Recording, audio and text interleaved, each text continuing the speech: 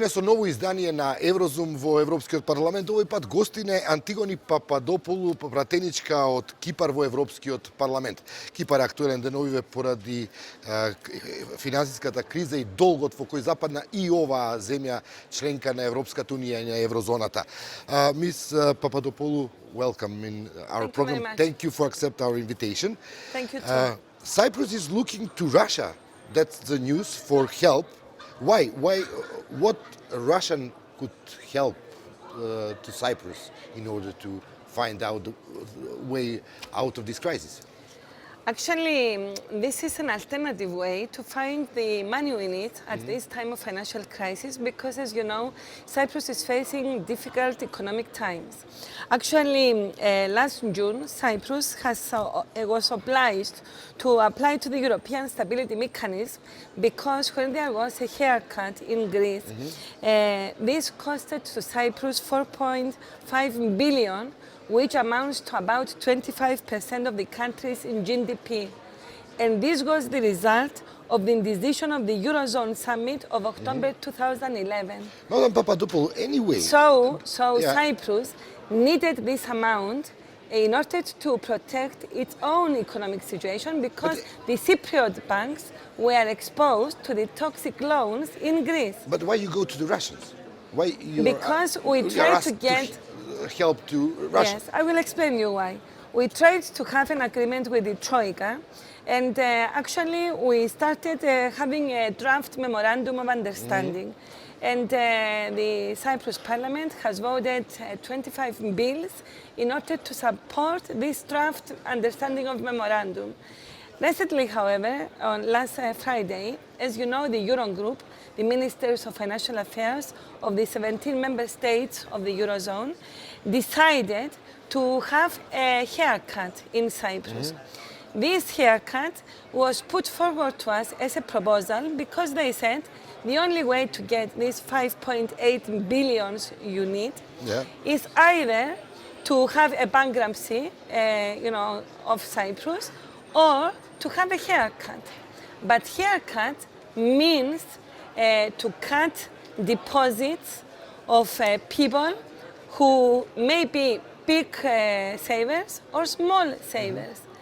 It is not fair if you go to ask the small savers who have less than 100,000 euros that your money will be confiscated because we have to support the banks. Okay, do you expect that the Russians is going to pay this 5.1 billion as a prerequisite for your bailout? No. I must explain to you that when we had this proposal, our government, the Republic of Cyprus, said that they strongly opposed to this haircut of deposits and of the public debt, and it's not fair to get this amount of money from small savers because this is also a breach of fundamental rights and of the provisions about the protection of private property rights, and this is therefore illegal.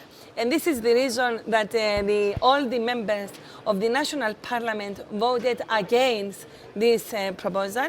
And the alternative way to collect this 5.8 billion is to knock at various doors and see if we have any other alternative ways to get the money. In Cyprus, we have a lot of foreign investors and a lot of foreign businesses. Not only from Russia, because in the shipping industry, for example, we have 36 shipping companies which are from Germany, and only 2 or 3 are from Russian origin. In other areas, in services, we have business people who come from a lot of other parts of the world. But you don't go in Berlin, you go in Moscow.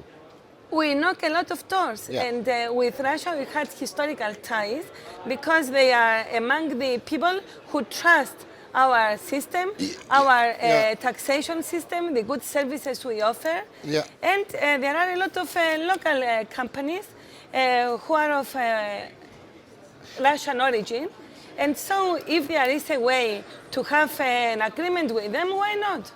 There was some statements from Brussels. For example, there was a clear message that you have to stop Russian non-transparent financial transaction. Yes, I know. There were too many accusations. Do you agree with this?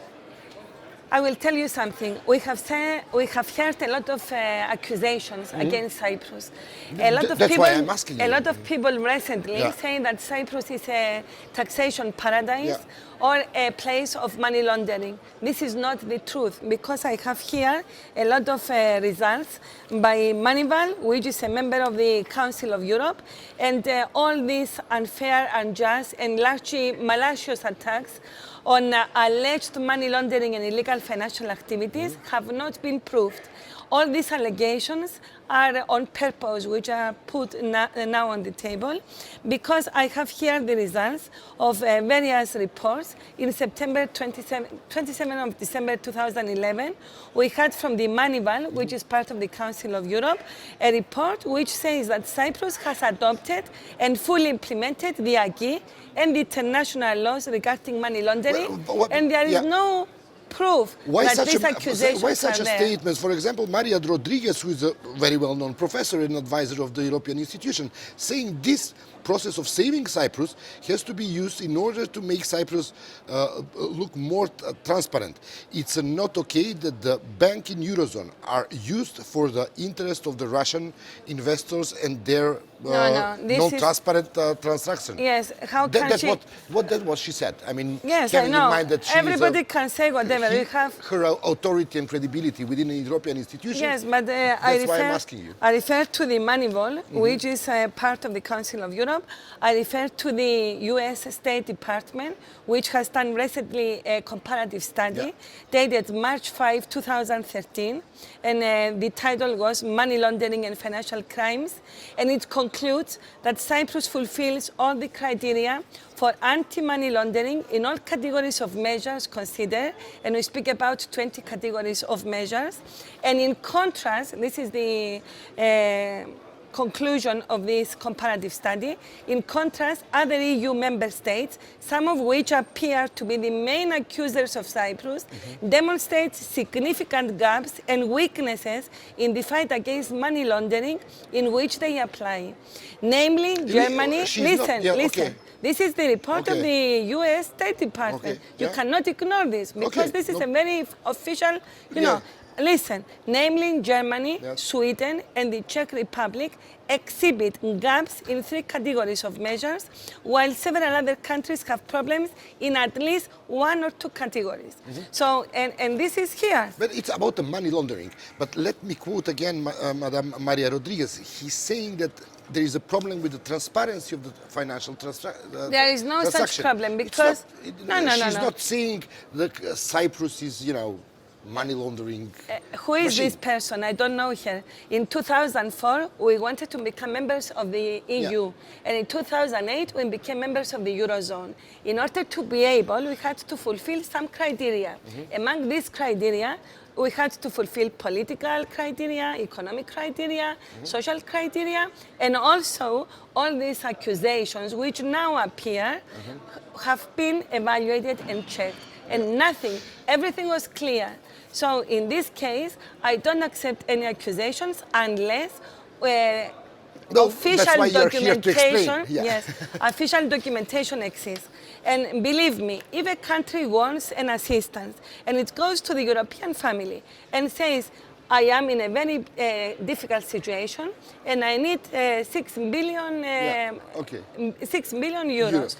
And they refuse. And instead of sitting and negotiate and find the best suitable and the more just ways and the most suitable terms for this assistance, and instead they blackmail and they say, you either go into bankruptcy or you make a haircut. And this haircut creates a lot of problems, because listen, in Cyprus, for the last 39 years, we are a divided island due to the Turkish occupation of 37% of the territory. These people who are small depositors, savers, may be old people who retired. These are their pensions. They put them in a bank. You cannot go and steal from their pockets this money. They may be one-parent family. They may be women who are divorced and they have children. Obviously, those people... These are the ordinary people. Has to be, they're afraid and of what is going to happen. Time. But do we know how much money has a so-called big, investor or big, big fish in Cyprus bank. Do we have any idea? Our banking system is one of very transparent.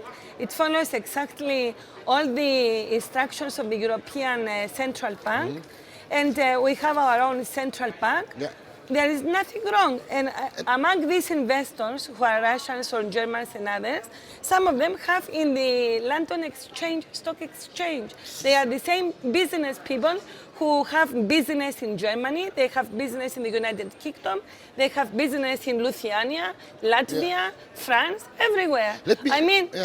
If the Eurogroup wants to have a haircut in Cyprus, why don't they do the same measure in order to combat the financial crisis in the whole 27 member countries in Europe? How do you comment if this is the way to stop the crisis? How do you comment the statement of the German Minister Schäuble, saying one has to explain to the people that Cyprus model with low taxes has failed? And this is what Mr. Schäuble says. Why doesn't he say the same with other countries who have exactly the same model? They are small countries, they have the same big banking system. And for example, Ireland. Ireland has the same big system. Luxembourg has a very big banking system. Why does Schäuble accuse Cyprus and not the other countries? What do you mean? Why he's accusing I will tell Cyprus? you what. Now there is a campaign of Mrs. Merkel in order to win the elections in Germany. And there is a lot strong opposition by the S&D candidate. So and this is you part think that of all politics. this crisis is artificially produced in order to definitely. be in service because of the German political campaign? Yes, because I know that the gap between the European South and the European North is increasing. Austerity measures which have been imposed by Mrs. Merkel have really deteriorated the lives of the people in the European South, in Portugal, in Spain, in Greece, in Italy. If all these people in the European South revolve and they are united, who is going to listen to them? Because unemployment is really very high. In Spain, we have 55% unemployed among university graduates. Madam Антигони Пападаопулу, thank you very much for this explanation of the Cypriot point of view of this Thank you very much, crisis. sir. Thank you. I am at your disposal anytime. Thank you. Това беше Антигони Пападаопулу, пратеник од Кипар во Европскиот парламент за кризата во Кипар и односите во Европската унија. Ви благодарам.